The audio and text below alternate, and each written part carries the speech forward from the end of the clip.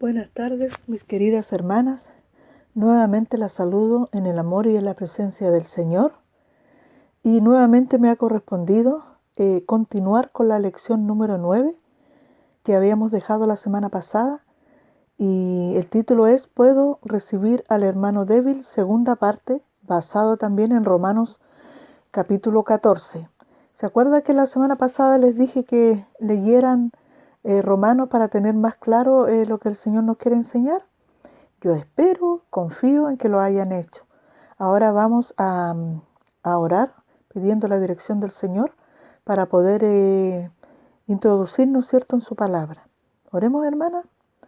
Amado Padre Celestial, en el nombre de nuestro amado Señor Jesucristo y de su Santo Espíritu, queremos, Padre Santo, pedir su ayuda, Padre mío, primero adorarlo a usted por lo que usted es y por habernos rescatado y porque cada día, Señor, no solo nos da el alimento físico que necesitan nuestros cuerpos, sino también el alimento espiritual.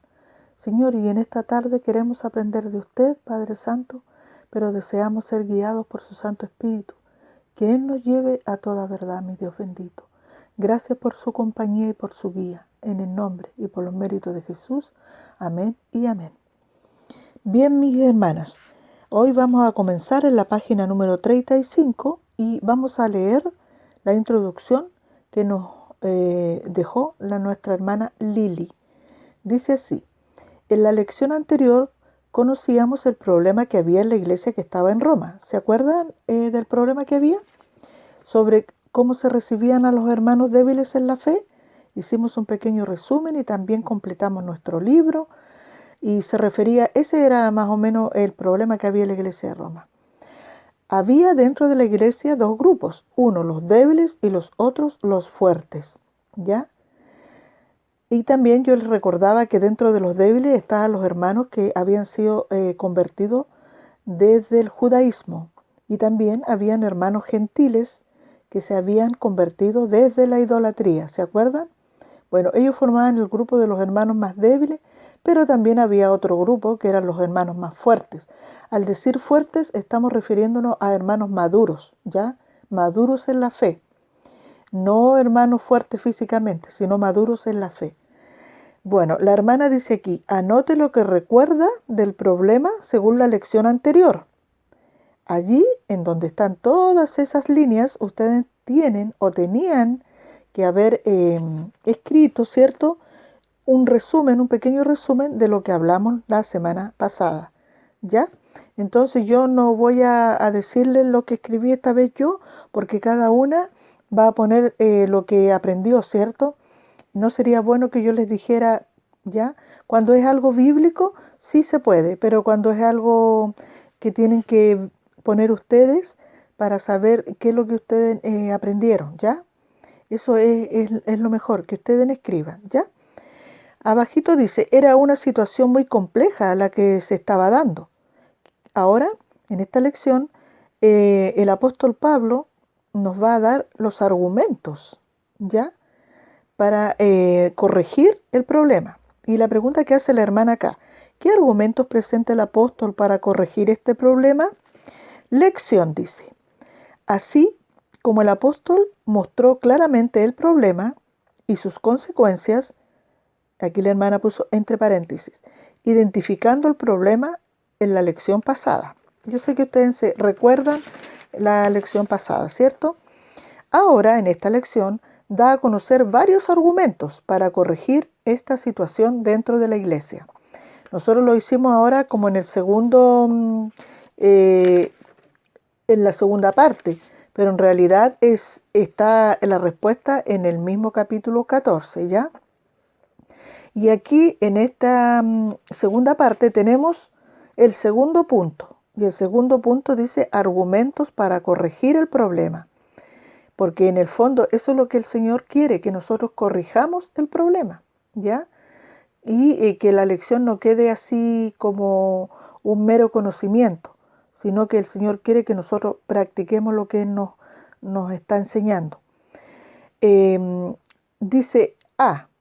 Complete Romanos 14:3 para saber cuál es el primer argumento que presenta el apóstol. Este sería el primer argumento. Dice así, el que come, ¿ya? ¿Se acuerdan que comían ellos? Carne, bebían, muchas cosas. El que come no menosprecie al que no come. Y el que no come no juzgue. Esa palabra, ¿se acuerda que significaba también condenar? Ya. No juzgue al que come, porque Dios le ha recibido. En pocas palabras, lo que estaba diciendo aquí, que todos eran hermanos, ¿ya? Que Dios a todos los había perdonado a través de la sangre de Cristo, ¿ya? El menosprecio de los fuertes o las personas maduras y el juicio o la condenación de los débiles no debía suceder, pues ambos grupos habían sido recibidos como hijos por Dios mismo. Ya a través de la sangre de Cristo todos formamos un solo cuerpo y todos somos hijos de Dios, pero por la sangre y por el sacrificio que hizo nuestro Señor. ¿Ya? Así sucede con nosotras. No fue por comer o dejar de comer, beber o dejar de beber, porque nosotras guardamos o no guardamos ciertos días. ¿Por qué usted es salva ahora? Porque creyó en el Señor, porque se arrepintió de sus pecados y porque creyó en el sacrificio de Cristo y lo aceptó también en su corazón. Aceptó ese sacrificio como que fuese usted misma y Cristo lo aceptó a usted también, ¿ya? Sino que a Dios le plació adoptarnos como hijas suyas, sin ningún mérito nuestro y sin ninguna obra meritoria. Dice, no por comer, o sea, no porque nosotros hayamos hecho esto antes, no comíamos, no bebíamos, nos guardábamos, por eso que somos salvas. No, no, no. Que quede bien en claro y siempre que nosotras somos salvas por el sacrificio que hizo nuestro Señor Jesucristo a favor nuestro. Había un acta, ¿cierto?, que nos condenaba, condenatoria. El Señor Jesucristo dijo, esta acta que está acá, en donde están todos tus pecados, yo la voy a clavar en la cruz. Y prácticamente nos pasó una hoja en limpio a nosotros, porque la vida del Señor Jesucristo era limpia y nos dio su vida. Y la vida de Él era limpia ante el Padre. Por lo tanto, Él tiene todo el mérito, ¿ya? Nosotros, no por obra, dice, para que nadie se gloríe. Y solo fue por fe en la obra de Cristo, ¿ya? La letra B dice, según Romanos 14:10, ¿cuál es el segundo argumento? Pero tú, ¿por qué juzgas a tu hermano? Recuerde, aquí podríamos decir, pero tú, ¿por qué condenas a tu hermano? O tú también, ¿por qué menosprecias a tu hermano? Ahí se está refiriendo al hermano fuerte, ¿cierto? Porque todos compareceremos ante el tribunal de Cristo. Mire, para detener los menosprecios y los juicios, el apóstol le dice claramente, todos, no dice algunos, todos compareceremos ante el tribunal de Cristo. Este no es el juicio final, ¿ya? Porque nosotros no vamos a condenación. El juicio final es para condenar a las personas que no recibieron al Señor Jesucristo, no quisieron recibirlo, ¿cierto? Pero este es el tribunal de Cristo, el que se va a dar cuando el Señor nos arrebate y nos lleve al cielo. Ahí va a haber un tribunal, que es como una tribuna, por eso se llama tribunal, en donde nosotros vamos a recibir premios, coronas, pero también el Señor nos va a mostrar lo que hicimos o dejamos de hacer, ¿cierto? Con los hermanos, o no es que la salvación se pierda o que Él nos va a juzgar la salvación, no, nosotros ya somos salvas, pero van a haber premios y según lo que hayamos hecho mientras estamos acá, ¿ya? Por lo tanto, dice aquí, según usted, ¿es sabio entonces juzgarnos unos a otros? Ustedes tenían que responder, ¿por qué es sabio que nos juzguemos? Y quiero recordarles también que la palabra juzgar es condenar, ¿cierto? Cristo ya fue condenado por nosotras. Él recibió los azotes. Él recibió lo que yo, lo que ustedes, lo que los hermanos nuevos, los débiles, debían recibir, los más fuertes, cualquiera. Él los recibió. Entonces, no tenemos ningún argumento para decir, sí, pero es que yo quiero juzgar, condenar a este hermano por esto. No, pues si él ya lo recibió, todo el sufrimiento. Mire, y la hermana también lo aclara, dice, si Cristo sufrió la cruz, siendo juzgado, o sea, condenado, en lugar del pecador, y anuló con esto el decreto que había contra nosotros, ¿por qué se juzga el uno al otro? ¿Y por qué se menosprecian? ¿No comprenden que Él les juzgará un día para que cada uno reciba según lo que haya hecho mientras estaba en el cuerpo, ya sea bueno o sea malo. ¿Ve? Por eso que hay que tener cuidado de no condenar, porque cuando el Señor nos venga a buscar vamos a estar en ese tribunal y no vamos a querer, no vamos querer haber dicho o haber hecho o haber pensado algo que el Señor va a revelar en ese día. Muchos de nosotros a lo mejor vamos a sentir un poquitín de vergüenza, no porque el Señor me vaya a mandar al infierno, sino que porque debía haber hecho algo lo bueno y no lo hice. Esto quería el apóstol, que sus hermanos entendieran y nosotras también hoy. Letra C. Descubra el tercer argumento. Recuerde que el segundo estaba en la letra B y estaba en Romanos 4:10 y el tercero está en Romanos 14. Descubra el tercer argumento en Romanos 14, 16 y 17. Y acá hay un versículo bíblico y este sí se lo voy a leer textual. No sea pues vituperado vuestro bien, porque el reino de Dios no es comida ni bebida, sino justicia, paz y gozo en el Espíritu Santo. Claro que sí, el reino de Dios no consiste en como o no como, dejo de comer, hago esto, hago lo otro, no voy a tomar, no voy a hacer esto, ¿ya? Pero cuando usted ya esté enseñada en esto, ¿ya? Cuando ya su conciencia no lo acuse, no se sienta culpable. Y también cuando no hay un hermano débil delante, ¿ya? El reino de Dios consiste en justicia. Ya recuerde que nuestro Señor Jesucristo fue condenado, acusado, muerto y también resucitado, ¿cierto?, por nosotras. Ahí estuvo la justicia de Dios. Y a través de ese sacrificio nos dio paz. Tenemos paz para con Dios. Y si nosotros o el Señor nos declaró justos a nosotros y también nos dio de su paz, porque ya no hay condenación para el que está en Cristo Jesús, y el Señor hizo la reconciliación con nosotros a través de su Hijo, tenemos paz. Y al tener paz, ¿cierto? Traemos el gozo, se trae el gozo a través del Espíritu Santo. Gozo, porque ya no somos más condenados. El reino de Dios es la esfera del gobierno de Dios, está por sobre nosotros. Por lo tanto, el creyente, ¿cuándo comienza a formar parte de este reino? En el momento del nuevo nacimiento, cuando usted creyó que el Señor Jesucristo la vino a salvar, que Él es su redentor, que Él pagó por los pecados nuestros en su propio cuerpo, ¿cierto? Y que fue clavado, todos nuestros pecados, los pasados, los presentes y los futuros, fueron pagados allí en la cruz del Calvario. Y se anuló esa acta que estaba decretada que el que pecare, el alma que pecare, esa morirá. Todo eso, esa ley que había contra nosotros, ya fue anulada y el Señor nos declaró justos. Por esta razón, Él disfruta de justicia, paz, gozo en el Espíritu Santo. Letra D. Según Romanos 14, 18. ¿Qué quiere decir el apóstol que entiendan los hermanos? Que el que recibe al débil, ahí tienen que poner ustedes en completar. Dice, lo que está recalcando con esto es que el que ha entendido claramente en qué consiste el reino de Dios, recibirá al hermano débil, en amor, recordemos, no para contender, ¿ya? Recibirá al hermano débil y con ello estará sirviendo al Señor Jesucristo, ¿ya?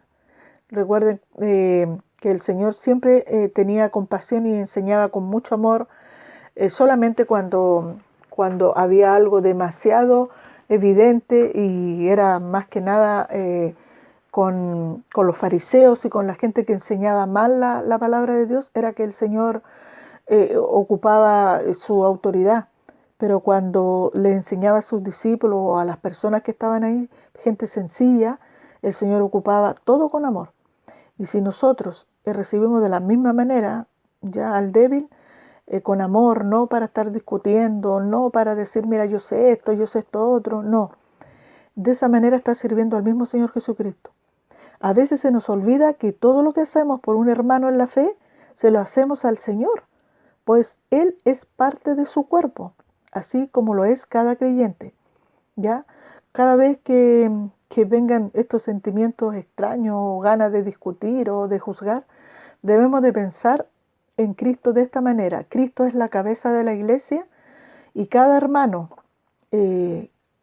creyente en Cristo, genuino, es parte del cuerpo de Cristo. Es como que fuese una mano, un brazo, el corazón, los pulmones. Es una parte del cuerpo espiritual de nuestro Señor Jesucristo.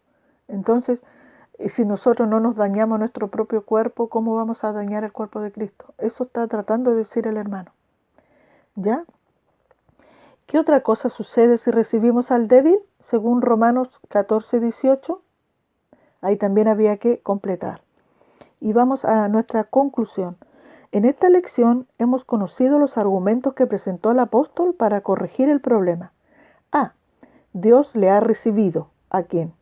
Me ha recibido a mí, ha recibido al hermano maduro, al hermano débil. Dios le ha recibido como su hijo. ¿Ya? B. Todos compareceremos ante el tribunal de Cristo. Y espero que cuando estemos allí no estemos avergonzados por algo que hicimos. Ya, yo lo digo en forma personal también, ¿ya? Porque la lección, como todas saben, el Señor nos habla a nosotros primero. Aunque nos sea difícil, hermano, hermana, tenemos que tratar de hacerlo y si no, por último, quedarnos calladitos si tenemos algo en contra de alguien y pedirle al Señor nomás quedar calladitos. No, tampoco se trata de estar mintiendo, diciendo ya yo voy a hacer esto y lo otro y no hay sinceridad dentro. Si no hay algo genuino, mejor mantenerse calladito en oración, ¿ya? C. El reino de Dios no es comida ni bebida. Exactamente, no por guardar ese tipo de cosas nosotros fuimos salvas, sino que fuimos salvas por la justicia de nuestro Señor Jesucristo, que nos dio la paz para con Dios y el Espíritu Santo nos dio el gozo. La hermana puso aquí, sino justicia, paz y gozo en el Espíritu Santo. Letra D. El que recibe al débil sirve a Cristo. Claro, exactamente. Sí, sé que el Señor Jesucristo también decía, el que recibe a uno de estos de mis hermanos, a mí me recibe. Ya, en fin, tal vez no sea para esta época, porque hay muchos versículos bíblicos que tienen que ver con la gran tribulación, ¿cierto? Pero también podemos tomar como base esos versículos y decir, el que sirve a uno de los hermanos en la fe, al mismo Señor Jesucristo sirve. Con estos argumentos les mostró a los hermanos de Roma, disculpen, que lo que estaban haciendo estaba mal. Y también a nosotros nos mostró también, ¿cierto? Esto también lo debemos saber nosotras, para así tener la actitud correcta hacia los hermanos débiles, que le agrade al Señor, a nuestro Redentor, a nuestro Dios. Continuaremos entonces en la siguiente lección. Terminamos en la página número 38 y de nuevo las insto, mis hermanas, a completar la lección número 10, que es la continuación, porque es la tercera parte de Romanos 14 y también 15, ¿ya? Completen la lección para que así vayamos más rápido también y porque ustedes lo van a entender muchísimo mejor. Ya, mi hermana, ahora vamos a orar y que nuestro Señor nos siga ayudando, Padre Santo, en esta pandemia tan larga, Padre mío, que nos siga protegiendo, mi Señor, y nosotros estamos en sus manos, Padre, lo que usted diga, mi Señor. Si tenemos que quedarnos en casa, si ya tenemos que volver, solo usted lo sabe, Padre Santo. Le pedimos que nos proteja, que nos cuide a nosotros y a nuestros seres amados, también a la iglesia en general. Gracias, mi Señor, por este estudio. Gracias por la guía del Espíritu Santo. En el nombre y por los méritos de Cristo Jesús. Amén. Buenas tardes, mis hermanas, y que el Señor las bendiga siempre.